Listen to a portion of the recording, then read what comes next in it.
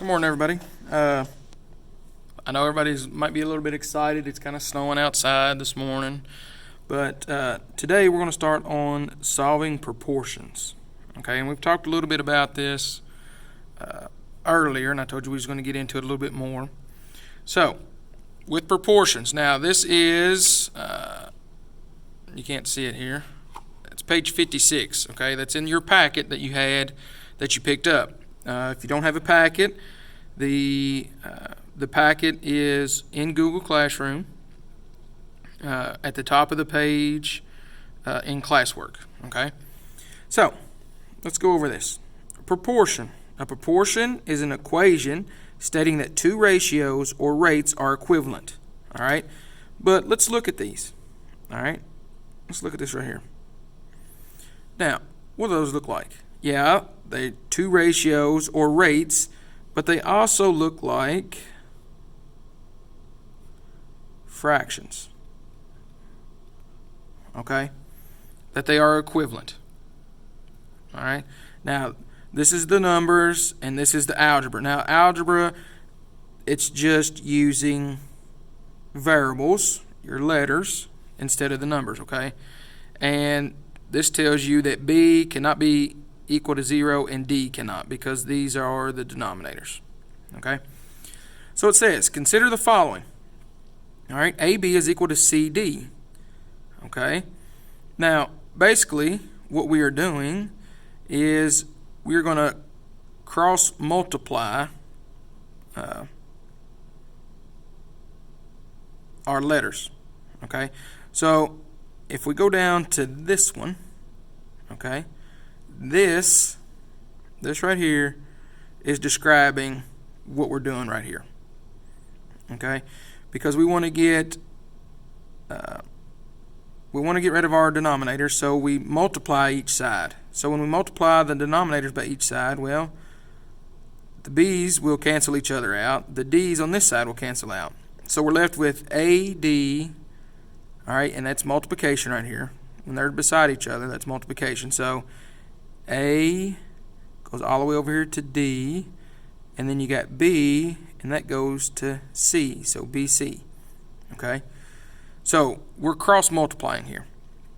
So the products, AD and BC, are called the cross products.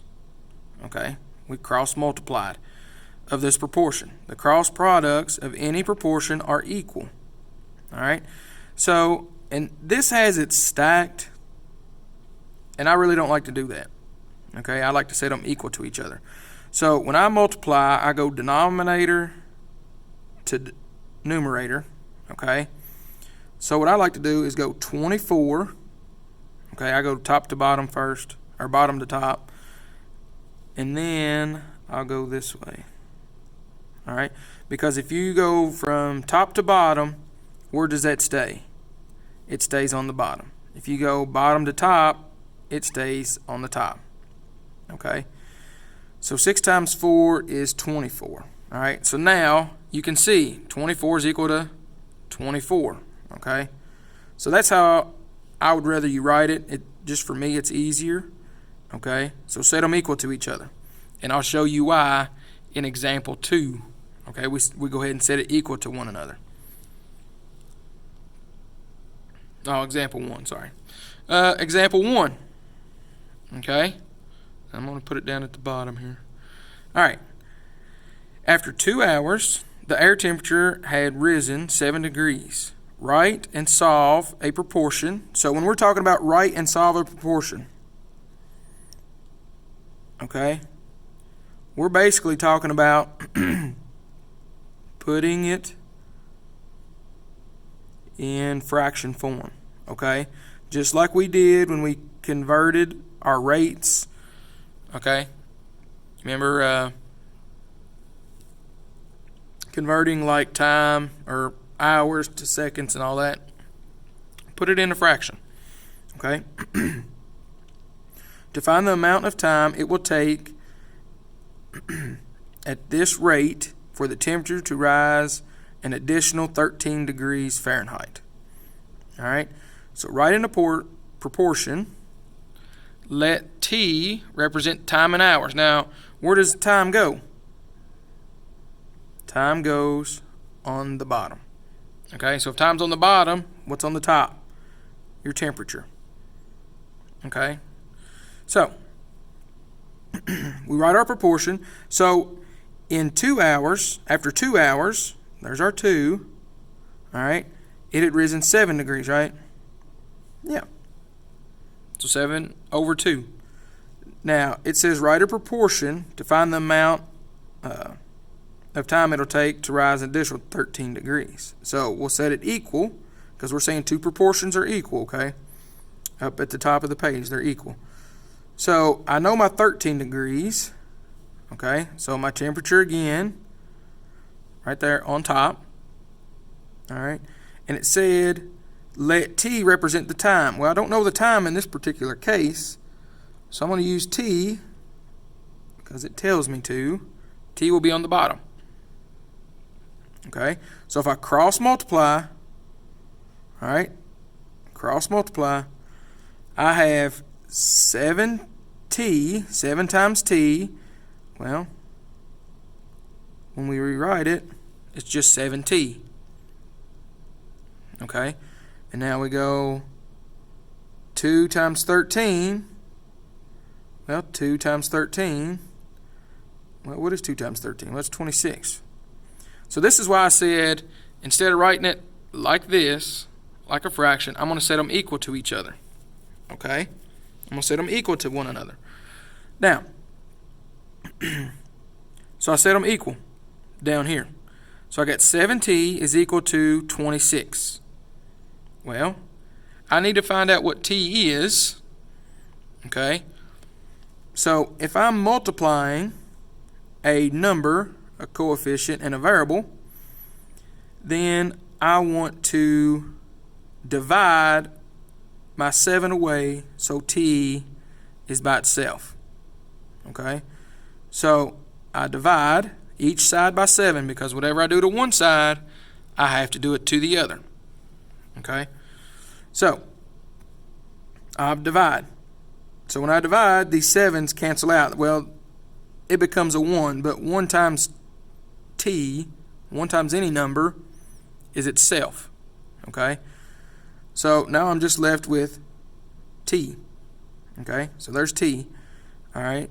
Now, they've rounded a little bit. That's why you have about. Okay? So now you have 26 divided by 7. Okay? 26 divided by 7. So 26 divided by 7 is about 3.7. Okay? So, it will take about 3.7 hours to rise an additional 13 degrees Fahrenheit. Okay? Alright. Now, let's do a couple of these. Alright, so A, we have X over 4 is equal to 9 over 10. Okay? So I'm going to go back up here in my work zone. I'm going to rewrite this. X over 4 is equal to 9 over 10. Alright? So I'm going to cross multiply. Alright? X times 10, well, that's 10x. Okay? I'm going to set it equal. 4 times 9, well, that's 36. Okay, now what do? Well, I'm going to go back and look at example 1. I have to get T by itself, right, on this one. So I have to get X by itself. So I divide 10 away. All right, those become 1, so that's just X. X is equal to 36 divided by 10. Well, 36 divided by 10 is 3.6. So X is equal to 3.6. Okay? Alright, let's look at B. And B is 2 over 34 is equal to Y, or equal to 5 over Y. Sorry. Okay. Now, let's do, or cross multiply. 2 times Y. 2y is equal to 34 times 5. So 4 times 5 is 20. 5 times 3 is 15, 16, 17. 170. Looks about right. Okay. All right. So what do I need to do? I need to get y by itself, so I need to divide each side by 2. Okay, so I'm left with y is equal to 170 divided by 2. Well, that should give me 85.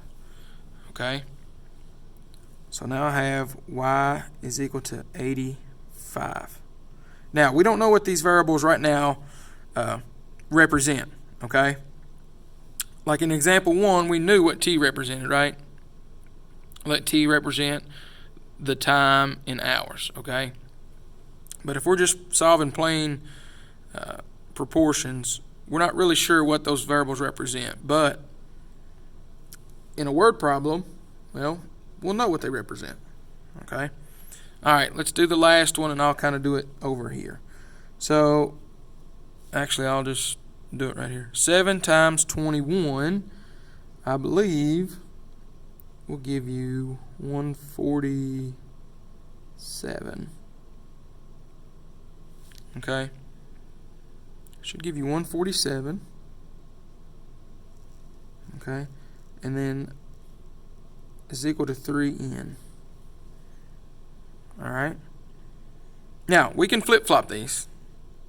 Okay, because if they're equal, it doesn't matter if we say 147 is equal to 3n or 3n is equal to 147. So I like to have my variable on the front side, so I'm just going to rewrite it. You don't have to, okay, but you can. All right, so I want to get my variable by itself, which in this case is n, so I have to divide each side by 3. Okay, my 3's will turn into a 1, so it's just n. Okay, that's just n. Now 147 divided by 3. I think I know what the answer is, but I'm going to double check on my calculator. Yep. 49. Alright. So over here, n is equal to 49. Okay. So set them up basically as a fraction. Cross multiply. And then solve your one-step equation. Your one-step equation is right here. Okay. So 3n is equal to 47. I do one step, divide, all right, and then I get my answer. All right, that's what a one-step equation looks like.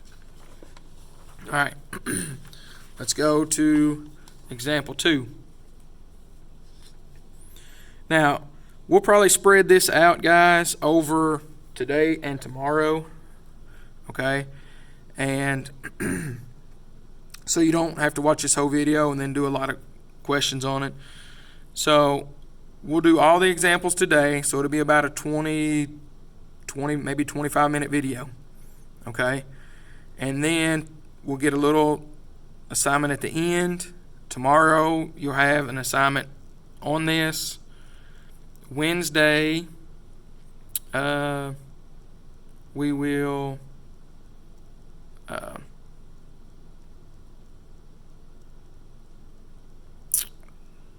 we'll have slope, okay? And then you have an assignment on slope. Thursday will be a study guide kind of deal. And then Friday will be your unit test, okay? All right, so let's go on to this one. Okay, number 2. Now, there's sometimes we have to do things a little differently, and we're going to see this in example 2 here. If the ratio of type O to non-type O donors at a blood drive was 37 to 43, how many donors would be type 0 out of 300 donors? Well, when we're talking about ratios in the actual problem, we need to talk about, because it's talking about type O, okay, type O to non-type O. Okay? So just like how we write our fractions, all right? So this is 37 to 43. If you remember, anytime we say 37 or a number to a number, that first number is on the top of your fraction. Okay? And you see that right here. All right? Now, but when we're talking about proportions, we need to talk about the whole. Okay? So it's hard to read, but this says total donors. All right? So we have to add the numbers in our ratio together. Okay? Because this is 37 to the total amount of donors that we had in our first ratio. Okay? So 37 over 80. That's how we need to set it up. All right? 37 over 80. Anytime we have a ratio, we need to add those two together, and we will be putting that on the bottom. Okay? Now, in this situation, it'll be on the bottom. It says, write a proportion, let T represent the number of type O donors. Okay? Well, where did we want the type O donors? Well, type O on the top, right? So if it said let T represent it, I'm going to put a T at the top. Okay? And up here, we want to know how many type O out of 300. So our 300, our total number of donors, go on the bottom. Okay? So we know the ratio over here, 37 to 80. All right, or 37 out of 80. So we want to know how many type O out of 300. Okay? So we do the same thing. All right? So we cross multiply. Cross multiply. And there you have 37 times 300, 80 times T. Okay?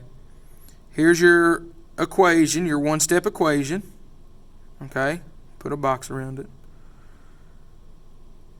We do one step. Well, this is multiplication, so we just divide each side by 80. Okay? Now, when you come up with that, it gives you 138.75. Well, we're talking about people, okay? So we need to round that up. So there would be about, okay, about 139 type O donors. Okay? So we really need to pay attention to our ratio problems. Okay? And how we set those up. And make sure that we do it for the total amount, not just for the 43. Okay? We're not going to write it like we would a regular ratio because we're wanting to know total amounts. Okay? So we're not going to do that. So let's practice here with D. All right? The ratio of 7th grade students to 8th grade students in a soccer league is 17 to 23.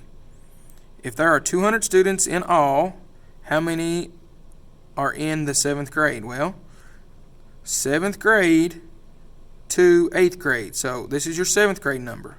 All right? So we need to set it up. 17. Now, we want to know the total amount of students that we had. So we're going to add these two together. So we're going to take 17 plus 23. That should give you 40. Okay? And we're going to set it equal to, well, what's the total amount of students? It says it's 200, right? Now, you can use, it doesn't tell us in the problem what variable to use. Okay? You can use any variable that you want to. All right? So I just usually use X or Y. So I'm going to use X. All right? So we cross multiply. All right? So I have 40x is equal to, I don't know what 17 times 200 is right off the top of my head. 3,400. Okay? Here's your one-step equation.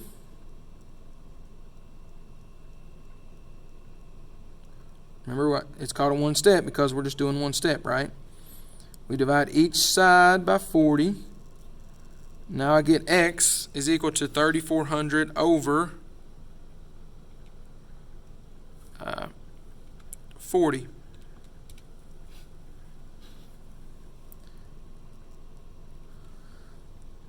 So if there are 200 students in all, how many are in the 7th grade? Well, 85 students. All right, 85 students. Okay, we got 2 more examples, I think. Yeah. Let's see. Yeah. All right. Now,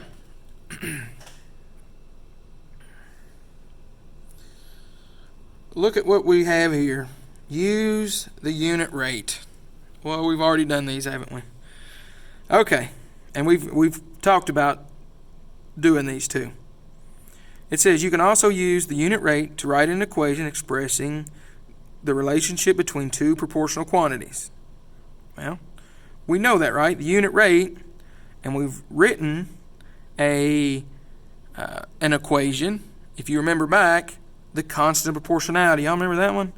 Y is equal to kx. All right? Remember this? That's constant proportionality, but it's also what? Your unit rate.